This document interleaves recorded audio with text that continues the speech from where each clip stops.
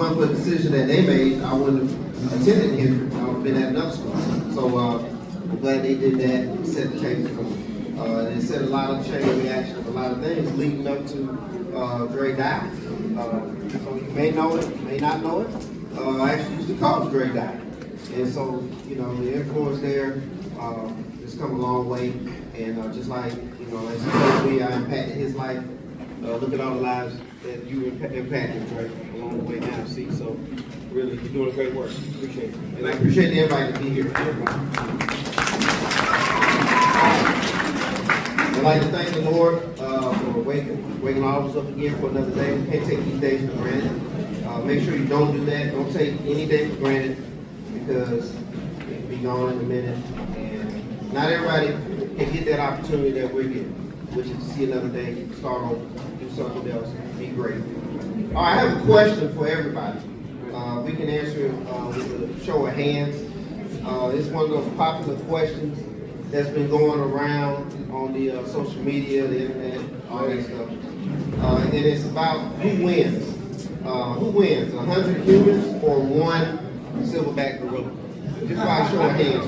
Who's going to win that? Who thinks the 100 humans will win? Anybody? No? You got a couple? All right, 100 humans? Okay. And I'm assuming everybody thinks the one silverback gorilla will win? Oh, yeah. Okay. All right, well, you know, I was thinking about that myself, and I was like, man, let me look up the silverback gorilla and try to get some facts first before I make that decision. Man, they can live up to about 2,000 pounds of dead weight. That's one gorilla. One silverback can live 2,000 pounds of dead weight. So that's not organized in the training room, in the weight room. That's just dead weight. They're about anywhere between 4 to 9 times stronger than a human being. They have leather skin, so they're built to take a lot of wear and tear. Their bite, 13,000 psi. In other words, they can bite through bamboo and coconuts and whatever else they need to take care of business. They can climb trees. You know what I'm saying? They got a lot of this going for themselves. So with that said, it made me think about one more thing, and is that the question said 100, so versus 1. So that tell you right there how much of a hill to climb would be to take care of that one. To take care of that one gorilla, it takes 100, just in somebody's mind. So with that alone, I'm gonna go with the gorilla. But the thing is, with the 100, if you sit back and think about it, those 100 people have to work as a team, right? And team leads into what we hear about today, which is the athletic department and the sports and all the athletes. You know, you have to work as a team to win, right? So it's not about one person versus one gorilla. It's about not one person trying to win the championship. It's about the team. You know, a game, a quarter, a period, whatever you're trying to accomplish. You can't do it by yourself. You have to work together. And so in doing that, those are the things that sports will teach you. It teaches you teamwork, discipline, preparation. All these things come into play, and it also ties into your daily lives. So you heard about the bio there with myself. There are a lot of programs that I was a part of. You know, it built like the character that you need as a person in order to move on to your next phase in your life. And so, with all that said, again, I'm going with the gorilla on that fight, but think about it this way, people. You want to really take time to appreciate what the athletic department really does. You have coaches, right? You have the coaches that are taking their time to, and I've done this before by being a coach. Like, it takes a lot of time out of your personal life to be a coach. You have to not only take care of one person or your own family or your own people in your circle. You got to take care of everybody that's on your team, everybody that's in your organization, all the other coaches, all the parents. You know what I'm saying? You got to get their feedback. And so it's not just an easy job there for the coaches. And so we want to take time to thank them for all the things they've done for all the athletes too. So you give them a round of applause. Give all the coaches a round of applause.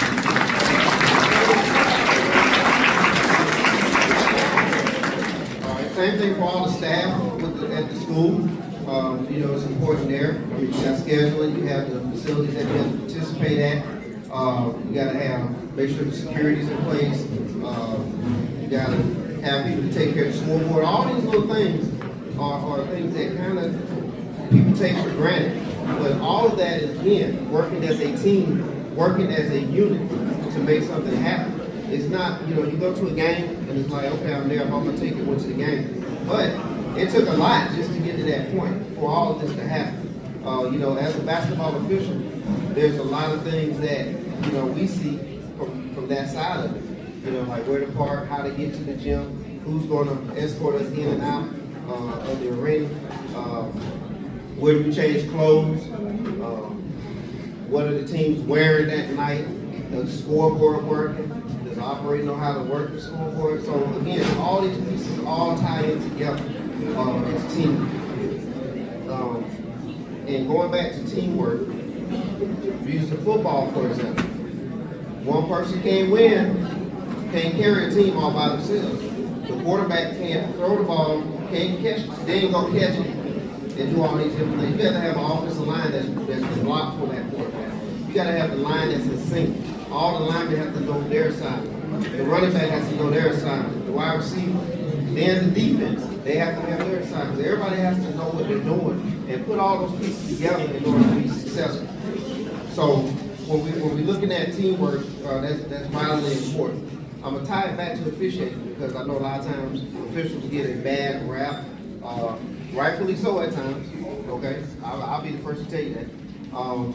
But it takes teamwork there too in order to really work the game. It's not just one official, it's three out there for the most time in basketball. Other sports is 7, football, so on and so on. But everybody has a job to do. Everybody has something that they have to, an area that they have to take care of. We all have to have our rule knowledge. We all have to be prepared. We all got to be ready to travel. We got to have our gas up for the car. We got to make sure we coordinate our times with our jobs and all these different things. And just in order for that game to happen, you know, like I've been in a situation before where something didn't go right, and now the game is delayed. We don't have our officials there. So there's a lot of things that come into play. And some of the things that we made mistakes with is the communication as working together as a team. And so now you have an official go to the wrong gym or the wrong city. When I was doing college ball, when I do professional ball, if you end up going to the wrong location, that means you might not even be able to make it to the site. So it's important that we all communicate and work together. And so what you guys have done all season to make this happen is very good to see.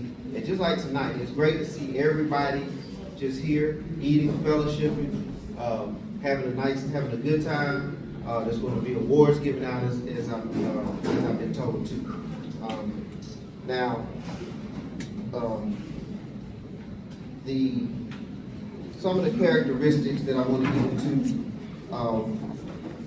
again, with the athletic department and with athletics, is the importance of the classroom.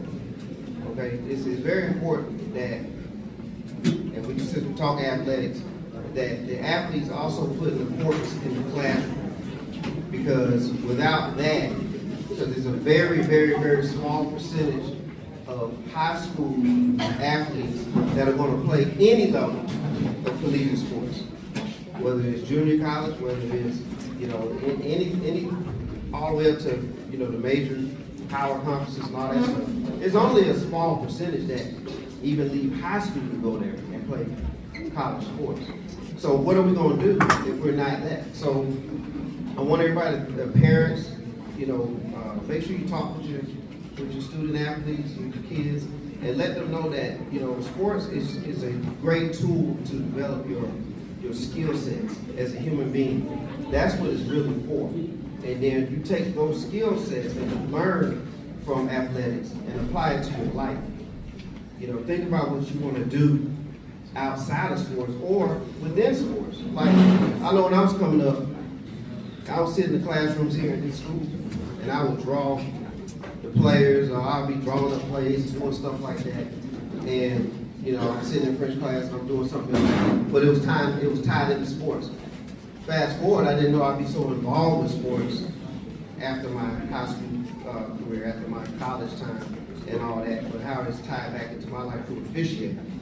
So you can find ways to do that. You can be a sports agent.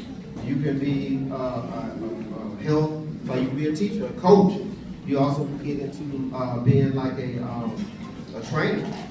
You know, you can do all kind of different things using sports as your vehicle. So keep all those things in mind. Don't just only think that the end game is to make it to the pros or things like that, because it's a very, very, very, I think it's less than 1% of athletes that make it to the professional level. And then even when those that make it, how long are they there? If you go and look it up, you'll see a lot of players, they're there for a year, maybe 2, some are there 10 days, then they're gone. And now they gotta get to the real world. So, you know, prepare yourself for those things. For seniors, congratulations, you made it. You made it through the whole year. I mean, the whole 4 years here at this school, and now you're going on to your next journey. Congratulations in doing that. Remember that you're carrying your family's name. You're carrying, you know, you want to have pride for yourself, but also your family and the school, because you're a representative of all those things. And ultimately, you're a representative of your community. Columbus, Georgia, Stoughton County, part of the school district. Wherever you go, you carry that. So I live in Macon, Georgia, but I still represent Columbus, Georgia. I represent Stoughton County. I represent Kendrick High School. I represent my parents. I represent the people in my community. And I try to understand that everywhere I go and everything that I do, because you're a walking example. People always watch. And so you want to keep that in mind, that you're representing not only yourself, but a lot of people that have poured into you. And as you can see, pouring in Andre Dye, I'm just glad to see what has occurred from there. But just remember those things. And also, going back to what sports does for you, you know, it teaches you how to, let's say when you get knocked down, when something's not going your way, when you get a bad call in a game, that you have to persevere. You have to push through. You don't give up. You help your teammates. You pull through all the way to the end. Like, because in life, that's what happens to you. A lot of things don't go your way all the time. You have to make decisions. And in doing that, for everybody who's made it this far, you've made a lot of good decisions to get to this point. So continue to do that in your future endeavors. For those who are the underclassmen, congratulations to you. You get to carry the torch now. You get to pick up on what you learned from the upperclassmen, and you can carry that forward for this school. So you know, continue to do that, and remember that you're now next in line for that. Let's see, what else did I have?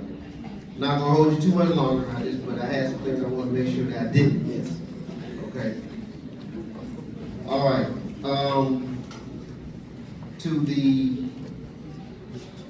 Okay, I gave a special thanks already to Drake, and I keep saying that for a reason, because Dre was one of those that I had to really try to reel in when I was coaching him, because he had an older brother that was playing, and he was a younger guy, and I knew that one day he was going to be the next one, but he wasn't mature enough yet, but we was working with him to get him there, and but I always saw that he had that keen ability to be a leader. He was just the younger one at that time, but he learned from us, he learned from his big brother, and he carried that torch. And I just want to make sure I get that big thanks to him. Parents, you're very vital in all of this, because without the parents, you know, you don't have the kids for one, but you know, the parents have to, you know, get the uniforms, have to do all these things, make sure you go in the games, juggle your personal schedule to make sure that you're there for your kids. And you know, and that's a good thing, because the youth needs the support. They need the support, and no better place to get that support than from your own family. You know, I'm an old man now, and my family still come to support me. You know, even just to come speak, and so that means a lot. And so, parents, with you all being here, that's great to see. And for all you student athletes, you know, take a look at your parents and thank them. for taking this time, because not everybody have parents that will do this for you. You know, some of us may take that for granted, but don't do that. You know, appreciate your parents, let them know, thank them for all that they've done. All right, in closing, just think about this. I have one more question before we go. How far do you think space is? How far do you think it is to get to outer space? A long way. Anybody want to, wild guess, somebody want to shout out some numbers?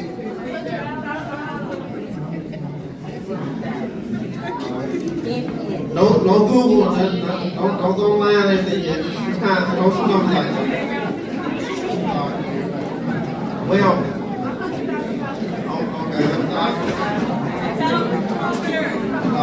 Well, well, I did Google it, and it's like 62 miles. It's 62 miles before you hit space. That's not that far. I mean, I drove longer than that to get here. So, you know, I drove 80-something miles from Macon to get here. So, you know, think about that. And tying that all together, whatever your dreams are, they're not that far away. They're not that far away. You just have to believe in what you want to do. You got to set your plan. You got to go for it. So it may go the way you want it right away. It may not. But that's what all this ties back to, is that you have to persevere. You have to go through everything, the ups and downs, and don't give up. You know, learn the basics, stay with the basics of things that you've been taught. Stay with those basic principles and use them in your life to move forward. All right, so that's what we'll close out with today. I appreciate the time. Thank everybody. Woo-hoo! All right, John.